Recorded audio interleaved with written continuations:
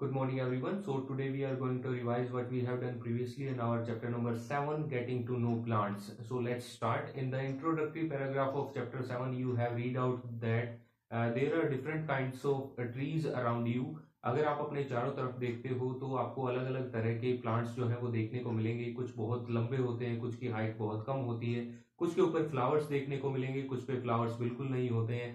Flowers अगर आपको दिखेंगे तो किसी का कलर कुछ होगा, किसी का कलर कुछ होगा। तो इस तरह से डिफरेंट काइंड्स ऑफ प्लांट्स जो हैं वो आपके आसपास एग्जिस्ट करते हैं, आप उनको देखते हो, चाहे आपके घर के आसपास हो या फिर आपके स्कूल के आसपास हो। So next we had discuss about the different parts of a plant. हमने एक स्केच बनाया था और उसमें जो डिफरेंट पार्ट्स थे किसी भी प्लांट के उनको लेबल किया था। पहले रूट्स, फिर स्टेम, फिर उसके जो ब्रांचेस होती हैं, फ्लावर, ये सारी चीजें हमने उसके अंदर मेंशन की थी, उसको लेबल किया था। So now let's discuss the different parts of a plant one by one. Initially हमने क्या किया था, हमने एक्टिविटी फर्स्ट को किया था। एक्टिविटी फर्स्ट में आपको क्या करना है, बेसिकली किसी भी आप गार्डन को या किसी पर्टिकुलर प्लेस को विजिट कर सकते हो जहां पर अलग अलग प्लांट्स आपको देखने को मिले। तो आपको मेनली ऑब्जर्व क्या करना है, उन प्लांट्स में को ऑब्जर्व करना है जो आपकी हाइट से बहुत छोटे हैं, जो बिल्कुल जिनकी हाइट बहुत कम है उनको ऑब्जर्व करना है, जिनकी हाइट है जो वो आपकी हाइट के बराबर है उनको चेक करना है, और जो आपकी हाइट से बहुत ज्यादा लंबे हैं उन प्लांट्स को आपको चेक करना है। तो बेसिकली जब आप इनको चेक करते हो तो इनके स्टेम को आपको देखना है। जो बिल्कुल छोटे प्लांट्स होते हैं जिनकी हाइट कम होती है, उनका जो स्टेम है वो ग्रीन कलर का मिलेगा या बहुत ही थिन स्टेम मिलेगा, बहुत ही टेंडर पतला स्टेम होता है उनका, और उसको आप इजीली बेंड भी कर सकते हो। सेकंड होते हैं जो आपकी हाइट के होते हैं, तो उनके स्टेम को अगर आप चेक करोगे तो हार्ड स्टेम मिलेगा, लेकिन बहुत ज्यादा थिक स्टेम नहीं होगा, ठीक होगा, ना ही बहुत ज्यादा पतला होगा, ना ही बहुत ज्यादा मोटा होगा। थर्डली जब आप चेक करोगे उन ट्रीज को, उन प्लांट्स को जो बहुत ज्यादा लंबे हैं, उनका स्टेम जो है वो काफी थिक होता है, काफी हार्ड होता है। तो इस तरह से ब्रॉडली आप कैटेगराइज कर सकते हो प्लांट्स को तीन कैटेगरीज में, हर्ब्स, श्रब्स और ट्रीज में। वो प्लांट जिनका स्टेम बहुत पतला होता है, बहुत वीक होता है, ग्रीन होता है, बहुत हार्ड नहीं होता, वो कहलाते हैं आपके हर्ब्स। सेकंड है श्रब्स, वो प्लांट्स जिनकी हाइट आपकी हाइट के लगभग बराबर होती है और जिनका स्टेम जो है वो हार्ड तो होता है लेकिन बहुत ज्यादा थिक नहीं होता, वो श्रब्स की कैटेगरी में आते हैं। और ट्रीज वो होते हैं जो बहुत ज्यादा लंबे होते हैं, जिनका स्टेम जो है बहुत हार्ड होता है और बहुत थिक होता है। तो इसके एक एक एग्जांपल हमने डिस्कस किए थे, जैसे टोमेटो का प्लांट जो है वो हर्ब्स की कैटेगरी में आता है, लेमन श्रब्स में, और मैंगो का जो ट्री है, मैंगो का जो प्लांट है वो ट्रीज की कैटेगरी में आता है। तो इस तरह से आप अपनी भी एक टेबल खुद की बना सकते हो जिसमें डिफरेंट एग्जांपल को आप शो कर सकते हो। इसके बाद नेक्स्ट है, एक ब्लू बॉक्स गिवन था वहां पर, उसमें वीड्स के बारे में बताया गया है। वीड्स बेसिकली होते क्या है, जो आपकी फील्ड्स होती हैं, जो खेत होते हैं, वहां पर कुछ एक अनवांटेड प्लांट्स जो है वो ग्रो करते हैं क्रॉप के साथ, उन सभी को वीड्स बोला जाता है।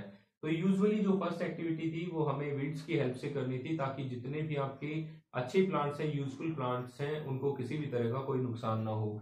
नेक्स्ट हमने डिस्कस किया था क्रीपर्स और क्लाइंबर्स के बारे में। कुछ प्लांट ऐसे होते हैं जो ऊपर की तरफ ग्रो नहीं कर पाते और ग्राउंड पे ही फैल जाते हैं, उनको बोला जाता है क्रीपर्स। जैसे हमने डिस्कस किया था, जो अलग अलग बेल होती है आपकी, जैसे पंपकिन की जो बेल होती है वो क्रीपर्स का एक एग्जांपल है।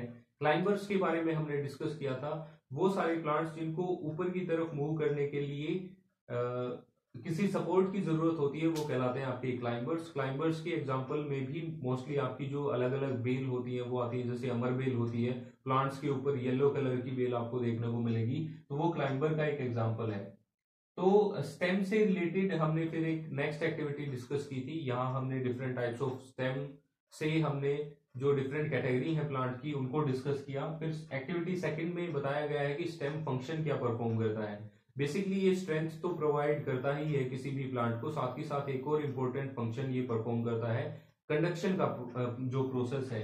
तो इसमें हमें बेसिकली करना क्या है, एक बीकर लेना है, उस बीकर में हमें वाटर जो है वो फिल करना है। वाटर फिल करने के बाद उसमें रेड इंक की कुछ ड्रॉप्स उसके अंदर डालनी है, उसको अच्छे से मिक्स करना है। फिर हमें एक छोटा सा प्लांट लेना है, उसको नीचे से उसको कट करके उस प्लांट को जो है वो हमें उस बीकर के अंदर डाल देना है। उसके बाद उसको कुछ टाइम के लिए ऐसे ही छोड़ देना है, कुछ टाइम के बाद उसको ऑब्जर्व करना है। ऑब्जर्व जब हम उसको करते हैं तो उसकी लीव्स के ऊपर जो रेड कलर की इंक है, रेड कलर के पैचेस आपको देखने को मिलेंगे। तो इससे बेसिकली पता क्या चलता है, जो वाटर नीचे प्रेजेंट था उसको इसने कंडक्ट किया ऊपर की तरफ। सिमिलरली इन ए प्लांट, जो प्लांट होता है जब रूट्स सॉइल से वाटर और मिनरल्स को एब्जॉर्ब करती हैं तो उसको ये कंडक्ट करता है ऊपर की तरफ और लीव्स तक पहुंचाता है, ताकि लीव्स उस वाटर और मिनरल्स को यूटिलाइज कर सके फोटोसिंथेसिस के प्रोसेस में और प्लांट के लिए फूड जो है वो प्रिपेयर किया जा सके।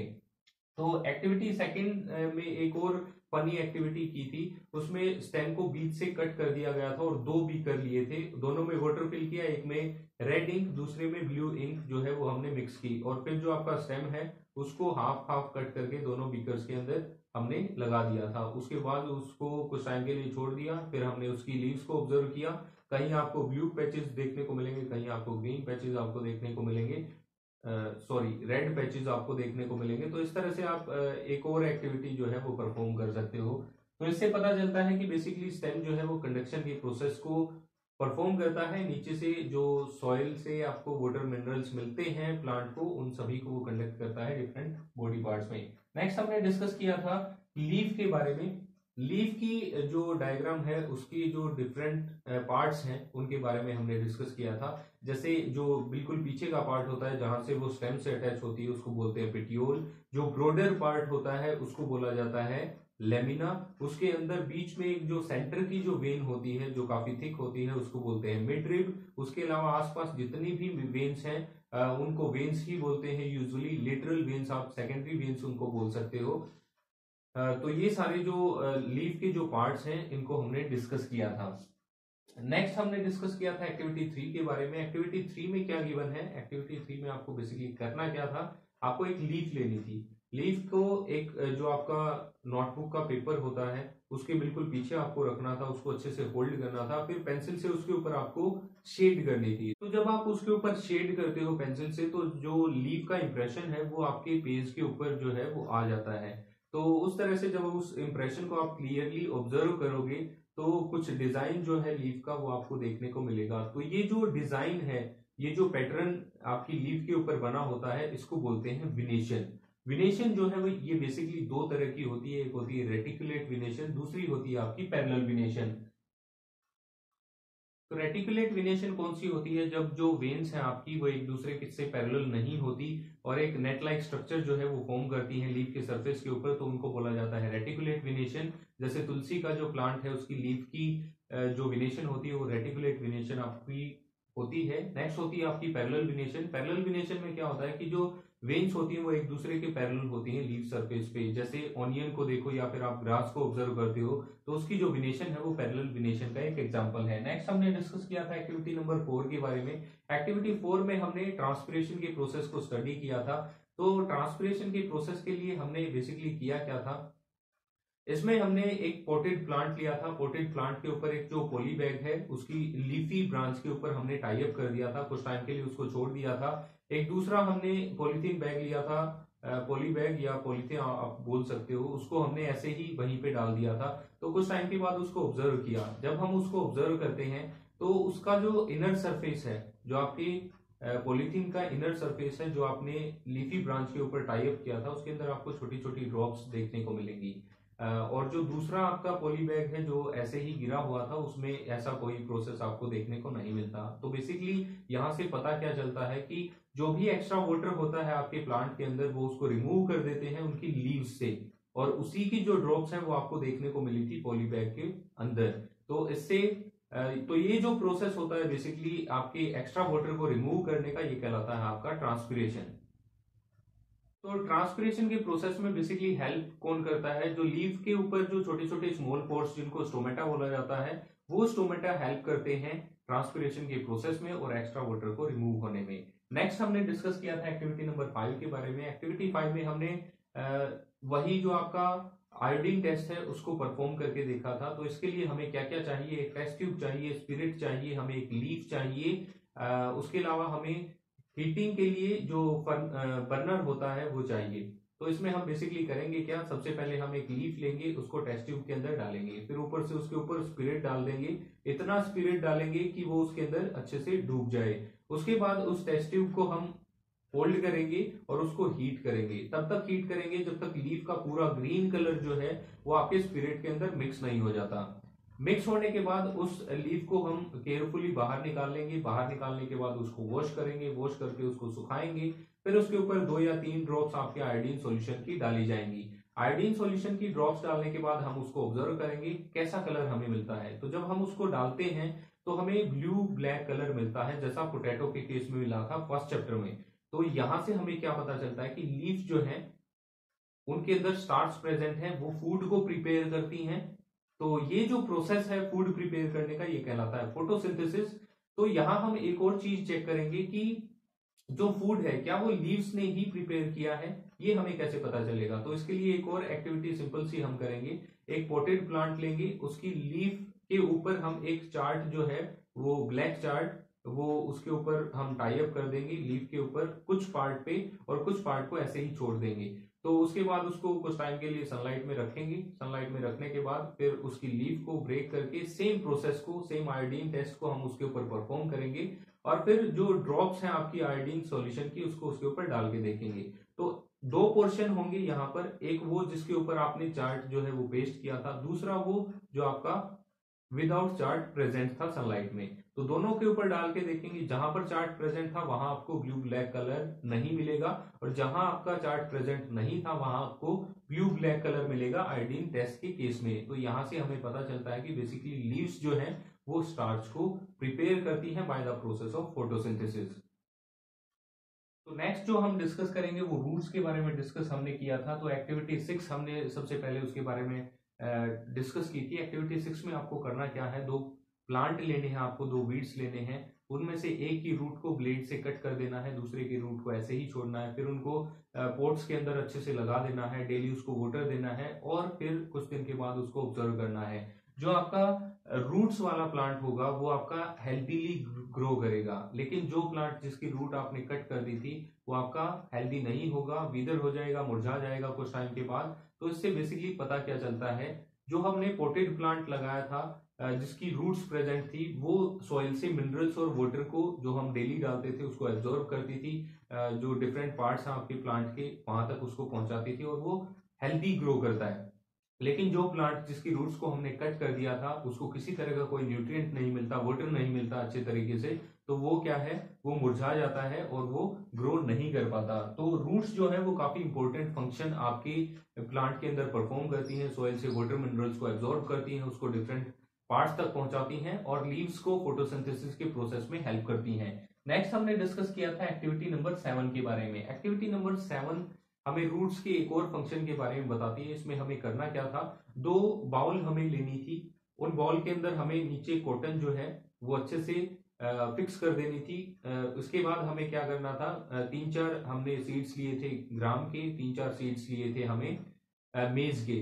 तो उनको उसके अंदर डाल देना था, वाटर से उसको अच्छे से स्प्रिंकल करके उसको वेट कर देना था, कुछ टाइम के लिए उसको छोड़ देना था।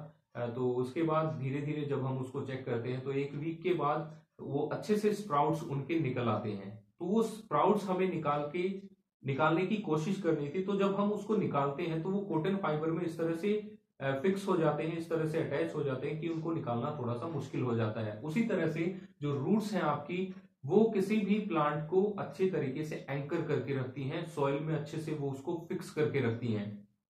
तो ये भी एक इंपॉर्टेंट फंक्शन है आपकी रूट्स का। नेक्स्ट हमने डिस्कस की थी एक्टिविटी नंबर 8। एक्टिविटी 8 में हमें बेसिकली करना क्या है, एक्टिविटी 8 में जो हमने ग्राम और मेज के सीड्स लिए थे उनकी स्प्राउट्स जो निकले थे, उनकी जो रूट्स निकली थी उनको क्लियरली ऑब्जर्व करना है, कैसी रूट्स वहां पर आपको देखने को मिली थी। तो जो डायग्राम गिवन था उसके अकॉर्डिंगली आपको ये फाइंड आउट करना था कौन सी रूट आपकी ग्राम की थी, कौन सी रूट आपकी मेज की थी। नेक्स्ट हमने डिस्कस किया था एक्टिविटी नंबर 9 के बारे में। वहां हमने डिस्कस किया था डिफरेंट टाइप्स ऑफ रूट्स के बारे में। तो बेसिकली हमने किया क्या था, एक ओपन ग्राउंड में हम गए थे, वहां से हमने कुछ प्लांट्स को निकाला था और उनकी रूट्स को ऑब्जर्व किया था। तो ऐसे प्लांट्स जिनकी रूट्स के अंदर एक तो मेन रूट होती है और उसके साइड में आपकी लिटरल रूट्स प्रेजेंट होती हैं, वो कहलाता है आपका टैप रूट। और इस तरह के प्लांट्स की जो विनेशन होती है वो कहलाती है रेटिकुलेट विनेशन। जैसे हम अगर तुलसी के छोटे से प्लांट को निकाल के देखें तो उसकी जो रूट मिलेगी, बीच में एक सेंटर में एक मेन रूट मिलेगी और उसके आसपास लेटरल रूट्स आपको देखने को मिलेंगी। तो ऐसा जो रूट सिस्टम होता है वो कहलाता है टैप रूट सिस्टम। इसके अलावा अगर सपोज कीजिए आप ओनियन को निकाल के देखो तो उसकी जो रूट्स मिलेंगी सारी की सारी सेम होंगी, कोई भी मेन रूट आपको वहां पर देखने को नहीं मिलेगी। तो ऐसी जो रूट्स होती हैं वो कहलाती हैं आपकी फाइब्रस रूट्स, और ऐसे प्लांट जिसमें फाइब्रस रूट्स होती हैं वहां पर जो विनेशन होगी वो पैरेलल विनेशन आपको देखने को मिलेगी।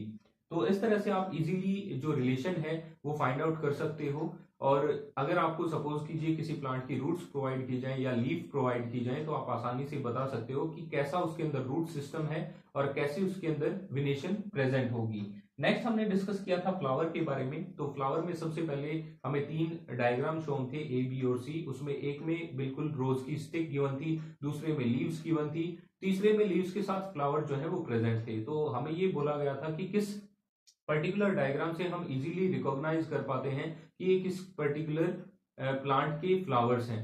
तो जिसमें आपके फ्लावर लगे होंगे हम उसको देख के इजीली बता सकते हैं कि किस फ्लावर के किस प्लांट के फ्लावर हैं। तो नेक्स्ट हमने डिस्कस किया था एक्टिविटी 10 के बारे में। तो एक्टिविटी 10 में बेसिकली हमें करना क्या है, एक्टिविटी 10 में हम क्या करेंगे, हम एक जो फ्लावर है उसकी कुछ बर्ड्स लेंगे, उन बर्ड्स को ऑब्जर्व करेंगे, फ्लावर जो है उसको अच्छे से ऑब्जर्व करेंगे। तो फ्लावर को जब हम देखते हैं उसका जो मोस्ट प्रोमिनेंट पार्ट है, जो कलरफुल पार्ट होता है फ्लावर का, वो कहलाती है पेटल्स। उसके अलावा जब बर्ड को ऑब्जर्व करते हैं उसके ऊपर जो लीफ जैसा स्ट्रक्चर प्रेजेंट होता है जो उसकी अंदर की लीव्स को प्रोटेक्ट करके रखता है, वो कहलाती है सेपल्स। इसके अलावा डिफरेंट जो इनर पार्ट्स हैं उनको चेक करने के लिए हम जो पेटल्स हैं उनको रिमूव करेंगे। उससे पहले हम ये चेक करेंगे कि जो सेपल्स हैं वो एक दूसरे से जॉइंट हैं या नहीं है, इक्वल नंबर ऑफ लीव्स हैं, जो आपकी सेपल्स और पेटल्स हैं उनका नंबर कितना है, दोनों इक्वल हैं या डिफरेंट हैं, ये हम चेकआउट करेंगे। उसके बाद अंदर के जो पार्ट्स हैं उनको डिस्कस करने के लिए, उनको चेकआउट करने के लिए हम डिफरेंट पेटल्स को रिमूव करेंगे। वहां पर हमें जो पार्ट्स देखने को मिलेंगे वो आपके होंगे स्टेमन और पिस्टिल। स्टेमन होता है मेल रिप्रोडक्टिव पार्ट जिसके 2 पार्ट होते हैं, ऊपर का हिस्सा कहलाता है एंथर जहां पोलन ग्रेन्स प्रेजेंट होते हैं, और नीचे का हिस्सा कहलाता है फिलामेंट। तो एंथर और फिलामेंट कंबाइंड रूप से कहलाते हैं आपके स्टेमन। इसके बाद नेक्स्ट जो पोर्शन होगा वो आपका होगा पिस्टिल। तो पिस्टिल के 3 मेन पार्ट होते हैं, ऊपर का हिस्सा स्टिग्मा, बीच का हिस्सा स्टाइल, और जो नीचे का ब्रोडर पार्ट होता है वो कहलाता है ओवरी। तो इस तरह से आपको ये जो डिफरेंट पार्ट्स हैं फ्लावर के वो देखने को मिलेंगे। तो इसके बेसिस पे आप एक पूरी टेबल बना सकते हो, डिफरेंट फ्लावर्स के नेम लिख सकते हो, कौन कौन से आपके पार्ट्स हैं फ्लावर के वो लिख सकते हो, कितने कितने प्रेजेंट हैं, जैसे नंबर ऑफ सेपल्स कितने हैं, पेटल्स कितने हैं, स्टेमन कितने हैं। तो इस तरह से आप उसके अंदर मेंशन कर सकते हो सारे जो पार्ट है वो प्रेजेंट है भी या नहीं, स्टेमन प्रेजेंट है या पिस्टिल प्रेजेंट है, ये सारी ऑब्जर्वेशन आप ले सकते हो और एक कंप्लीट टेबल जो है वो आप बना सकते हो। लास्ट हमने डिस्कस किया था एक्टिविटी 11 के बारे में। इसमें हम क्या करेंगे, एक पिस्टिल लेंगे, किसी पर्टिकुलर फ्लावर के सारे पार्ट्स को रिमूव करके पिस्टिल को निकालेंगे, ब्लेड की हेल्प से उसको कट करके ओवरी को चेकआउट करेंगे उसके अंदर प्रेजेंट क्या है। तो जब हम उसको चेक करते हैं तो बीट जैसे स्ट्रक्चर वहां आपको देखने को मिलेंगे, और वो जो बीट लाइक स्ट्रक्चर है वो कहलाता है आपका ओव्यूल्स। और ओव्यूल्स जो है वो हेल्प करता है रिप्रोडक्शन में, या आप हायर क्लासेस में डिस्कस करोगे। तो यहाँ हमने देखा डिफरेंट टाइप्स ऑफ फ्लावर्स के बारे में, उसके जो स्ट्रक्चर है उसके बारे में, उसके डिफरेंट पार्ट्स जो होते हैं उनके बारे में। जो बाकी की चीजें हैं फ्लावर्स के बारे में वो आप हायर क्लासेस में डिस्कस करोगे। So that was all about chapter number 7। Thank you and have a nice day.